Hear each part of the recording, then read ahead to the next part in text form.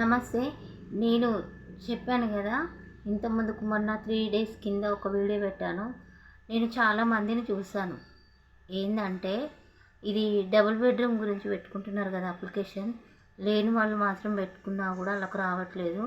ఉన్నవాళ్ళు మాత్రమే పెట్టుకుంటున్నారు. అలా పెట్టుకోవడం కూడా చాలా తప్పే. ఒక్కొక్కరికి 4, 5 ఇండ్లు ఉన్నా కూడా వాళ్ళు కూడా మాది ఇల్లు కాదు అని అప్లికేషన్ పెట్టుకుంటున్నారు. ఇప్పుడు ఒక వ్యక్తికి 4 ఇండ్లు ఉన్నప్పుడు వాళ్ళ ఫ్యామిలీకి మాత్రం వస్తాయి కదా, వాళ్ళ పిల్లలకు, వాళ్ళ బిడ్డలకు, కొడుకులకు వస్తాయి కదా. అలాంటి వాళ్ళు కూడా పెట్టుకుంటున్నారంటే ఎంత నీచ అనుకున్నారు చూడండి పబ్లిక్. లేని వాళ్ళకే ఇవ్వండి, ఉన్న వాళ్ళకి ఇవ్వకండి ప్లీజ్. దయచేసి లేని వాళ్ళ గురించి ఆలోచించండి. ఇంకా లేని వాళ్ళు ఎన్ని రోజులు కష్టపడాలా? వాళ్ళకు కూడా కోరికలు ఉంటాయి కదా. కొంతమందికి డబ్బు ఉండదు, ఇల్లు సొంత ఇంట్లో ఉండాలని కోరికలు ఉంటాయి. అలాంటి వాళ్ళకి చేయండి సార్.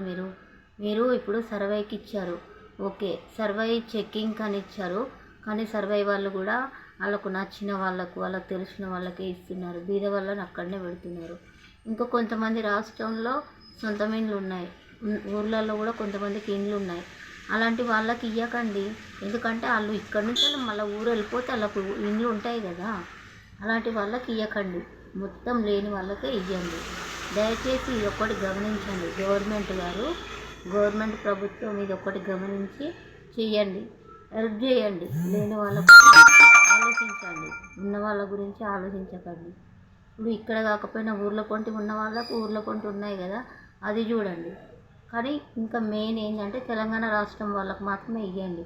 వేరే రాష్ట్రం వాళ్ళకు కోట్ల ఆస్తులు ఉన్నా కూడా ఇక్కడ బతకడానికి వచ్చి కూడా వాళ్ళు సొంత ఇండ్ల కోసం అప్లికేషన్ పెట్టుకుంటారు.